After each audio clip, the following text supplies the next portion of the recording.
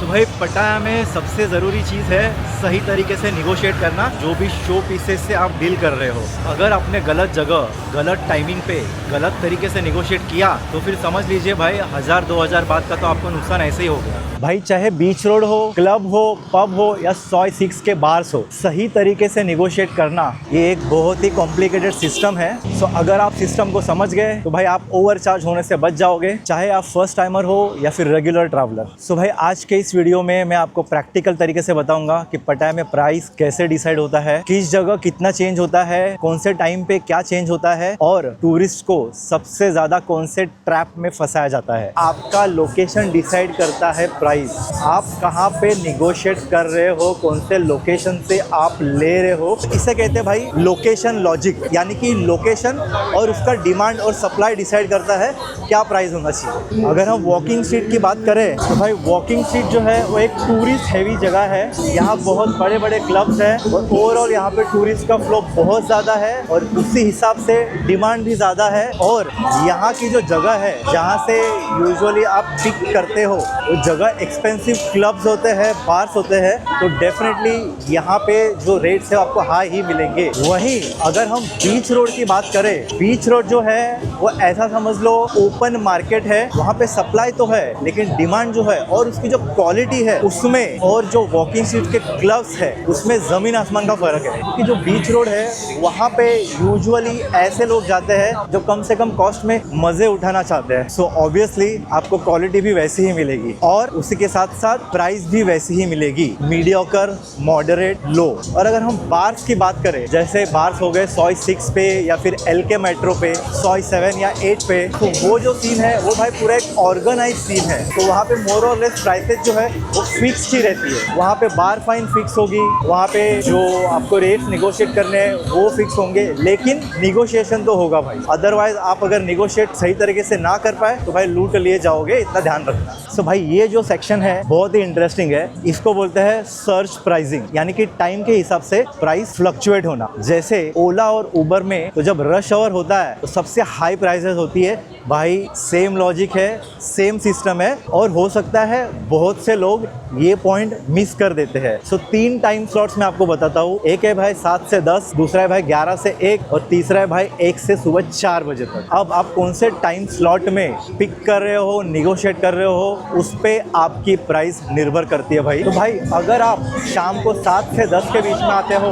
तो भाई ये टाइम है अर्ली क्राउड का। आपको मोस्टली स्टैंडर्ड रेट्स मिलेंगे और ज़्यादा निगोशिएशन का स्कोप भी नहीं होगा क्योंकि उनके पास अभी पूरी रात बाकी है। ये बात ध्यान में रखिए। लेकिन भाई जैसे ही 11 बजते हैं पूरा तख्ता पलट हो जाता है, गेम चेंज हो जाता है क्योंकि क्लब भरना चालू होते हैं, स्ट्रीट्स क्राउडेड हो जाती है, जो भी टूरिस्ट है वो फुल ऑन पार्टी मूड में रहते हैं। और भाई यही टाइम है हाईएस्ट प्राइस सर्च का, क्योंकि यहाँ पे डिमांड हाईएस्ट होती है, फुल क्राउड होते हैं, क्लब भरे हुए रहते हैं और इसीलिए रेट्स भी ऊपर ही ऊपर चलते रहते हैं। और भाई इसी टाइम पे लोग सबसे ज़्यादा ओवरचार्ज होते हैं क्योंकि एनर्जी हाई रहती है, रश रहती है, जल्दी लेके जाने की घाई रहती है और डिसीजन लेने का भी टाइम बहुत कम रहता है। और भाई अगला जो विंडो है वो है सुबह 2 से 4 बजे का। इस टाइम पे होता है भाई कि क्राउड धीरे धीरे कम होती जाती है, डिमांड कम होती है और as a result prices automatic नीचे आ जाते हैं। अगर आप क्लब्स की बात करें, अगर आपको 11-12 बजे 5000 कोट किया है, 2 बजते बजते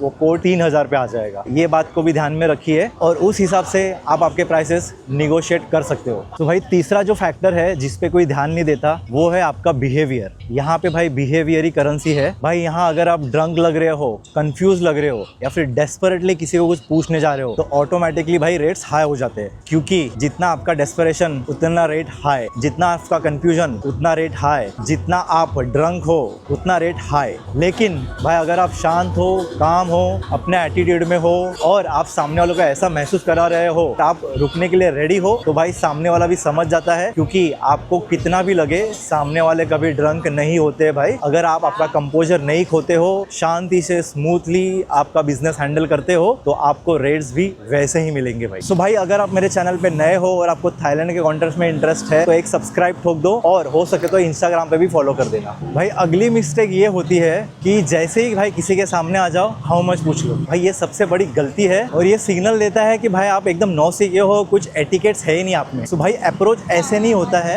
एक तरीका होता है। आप जैसे ही किसी के सामने जाते हो भाई एटलीस्ट हाय हेलो पूछो, नाम पूछो, और आपने हाउ मच नहीं भी पूछा, आप शांत रहे, कूल रहे, थोड़ा एटीट्यूड दिखाया, स्माइली फेस रखा और इशारों में ही अगर आपने उसको पूछ लिया, आपको बिना हाउ मच पूछे ही सामने से ही कोट आ जाएगा भाई। उस टाइम पे आपके पास लेवरेज रहेगा अच्छे से निगोशिएट करने का। भाई निगोशिएशन का रूल है, सबसे पहले सामने वाले से कोट लो, उसके बाद निगोशिएट करो। तो भाई एक इफेक्टिव टेक्निक है वॉक अवे टेक्निक, यानी कि आपको झगड़ा करने की जरूरत नहीं है। अगर आपको नहीं सही लग रहा है जो सामने वाले ने बोला है, आपको कोई बार्गेनिंग करने की जरूरत नहीं है, ना झगड़ा करना है, ना आर्ग्यूमेंट करनी है। सिंपली सिटर आपको एक ही चीज करना है, इट्स ओके बोल के थोड़ा सा आगे निकल जाइए, दैट्स इट। अगर सही टाइम हुआ और डिमांड नॉर्मल रही तो ऑटोमेटिकली प्राइस करेक्शन हो जाएगा और जो आपको सही लग रहा है उस कमर्शियल में आपको मिल जाएगा। सो भाई मोस्ट ऑफ द टाइम जब डिमांड नॉर्मल होती है, कोट ऑटोमेटिकली नीचे चले आते हैं, क्योंकि वॉक अवे टेक्निक इसलिए काम करती है क्योंकि भाई पटाया में ये जो शो पीसेस होते हैं वो बड़े ही प्रैक्टिकल होते हैं। स्प्लिट सेकंड में वो लोग डिसीजन लेना जानते हैं। भाई बहुत सारे लोग जैसे ही प्राइस सुन लेते हैं हाँ बोल के हाथ पकड़ के चलना चालू करते हैं, लेकिन भाई थोड़ी क्लैरिटी तो ले लो कि भाई ट्रांसपोर्ट इंक्लूड है या नहीं, लंबे समय के लिए ले रहे हो तो सामने वाला बंदा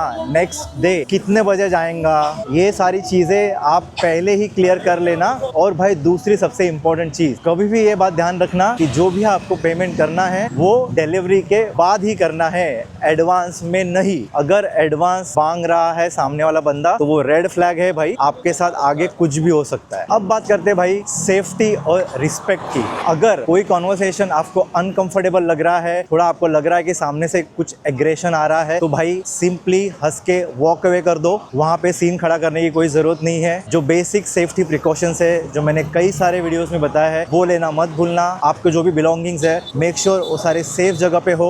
अपनी कैश का ध्यान रखना और एक्सट्रीम इंटॉक्सिकेशन होने की जरूरत नहीं है, उसको अवॉइड करना। बहुत ज्यादा पी के ये सारी डीले करना घाटे का सौदा हो सकता है, ध्यान में रखना। तो भाई पटाया का निगोशिएशन सिस्टम बहुत ही सिंपल है। लोकेशन, टाइमिंग, बिहेवियर, क्लैरिटी, ये चार चीज़ें अगर आपको समझ में आ गई तो आप बिना कंफ्यूजन के, बिना किसी फ्रिक्शन के और बिना किसी कॉम्प्लिकेशन के सेफली इंजॉय कर सकते हो और ऑफ कोर्स बहुत कुछ बचा भी सकते हो। तो भाई अगर आपकी ये थाईलैंड की पहली ट्रिप है तो मेरा ये वाला वीडियो जरूर चेकआउट कीजिए, और पटाया में फर्स्ट नाइट पे क्या क्या मिस्टेक्स अवॉइड करनी है उसके लिए मेरा ये वाला वीडियो जरूर चेकआउट कीजिए।